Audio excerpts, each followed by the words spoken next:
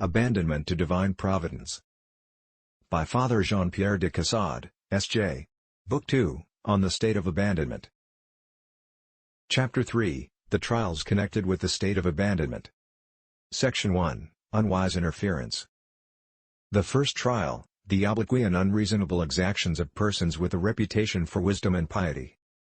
There is no way more secure than that of abandonment, and none more easy, sweet, clear, and less subject to illusion and error. In it God is loved and all Christian duties fulfilled, the sacraments are frequented, and all the exterior acts of religion which are binding to all are performed. Superiors are obeyed, and the duties of the state of life are discharged. Temptations of the flesh, the world, and the devil are continually resisted, for none are more on guard, or more vigilant in acquitting themselves of all their obligations, than those who follow this way. If this is the case, why is it that they should be subject to so many contradictions? The most usual of these is, that when they, like other Christians, have accomplished all that the most strict theologian could exact, they are expected also to be bound to inconvenient practices, to which the Church by no means obliges them, and if they do not comply they are charged with laboring under illusion. But I ask, can a Christian who confines himself to the observance of God's commandments, and those of the Church, and who besides, without practicing meditation, contemplation, or spiritual reading, and without being attached to any particular form of devotion, yet attends to worldly business, and to other affairs of private life, can he be wrong? One cannot presume to accuse, or even to suspect him of error. One must admit this to oneself, and while leaving the Christian of whom I am speaking in peace, it is but justice not to trouble a soul that not only fulfills the precepts, at least as well as one does oneself, but whom in addition, practices exterior acts of piety that are even unknown to others, or, if known, are treated with indifference.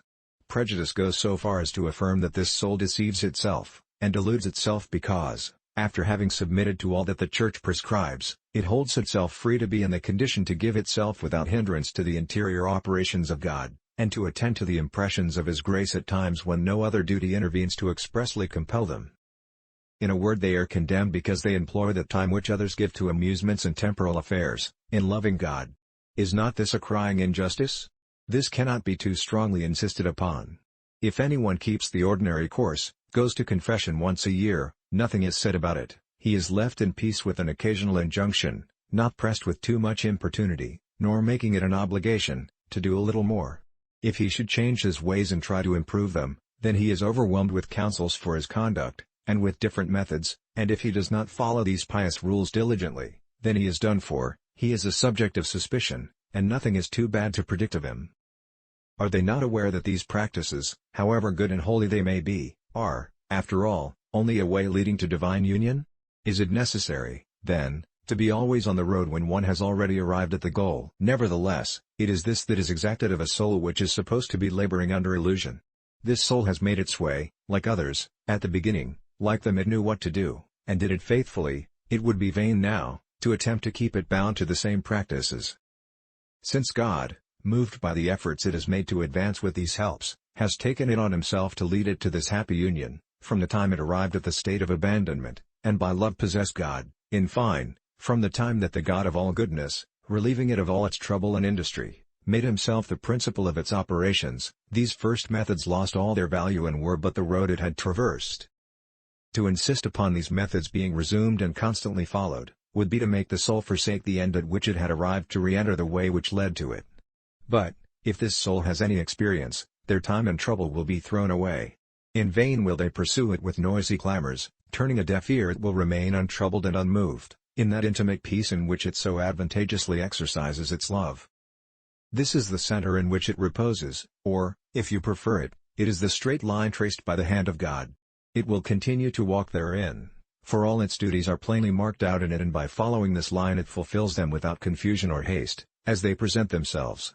For all else it holds itself in perfect liberty, always ready to obey every movement of grace directly it perceives it, and to abandon itself to the care of Providence. God makes known to this soul that He intends to be its master, and to direct it by His grace, and makes it understand that it cannot, without attacking the sovereign rights of its Creator, allow its own liberty to be fettered. It feels that, if it tied itself down, to the rules of those who live by their own efforts and industry, instead of acting according to the attraction of grace, it would be deprived of many things necessary in order to be able to fulfill future duties. But, As no one knows this, it is judged and condemned for its simplicity, and, though it does not find fault with others but approves of every state, and well knows how to discern every degree of progress, it is despised by pretended wiseacres who cannot appreciate this sweet and hearty submission to divine providence. Worldly wisdom cannot understand the perpetual wanderings of the apostles, who did not settle anywhere. Ordinary spirituality also cannot endure that souls should depend for their action on divine providence. There are but few in this state who approve of them, but God, who instructs men by means of their fellow creatures, never fails to make such souls encounter those who abandon themselves to Him with simplicity and fidelity.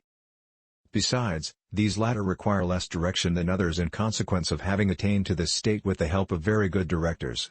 If they find that they are occasionally left to themselves, it is because divine providence removes by death, or banishes by some event, the guides who have led them in this way. Even then, they are always willing to be guided, and only wait in peace the moment arranged by providence. During the time of privation also, they meet from time to time persons, in whom they feel they can repose a confidence inspired by God, although they know nothing about them. This is a sign that He makes use of them to communicate certain lights, even if these are only temporary. These souls ask advice, therefore, and when it is given they follow it with the greatest docility.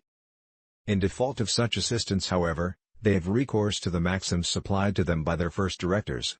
Thus they are always very well directed, either by the old principles formerly received, or by the advice of those directors they encounter, and they make use of all until God sends them persons in whom they can confide, and who will show them His will. Next video, Section 2, Unjust Judgments. Thanks.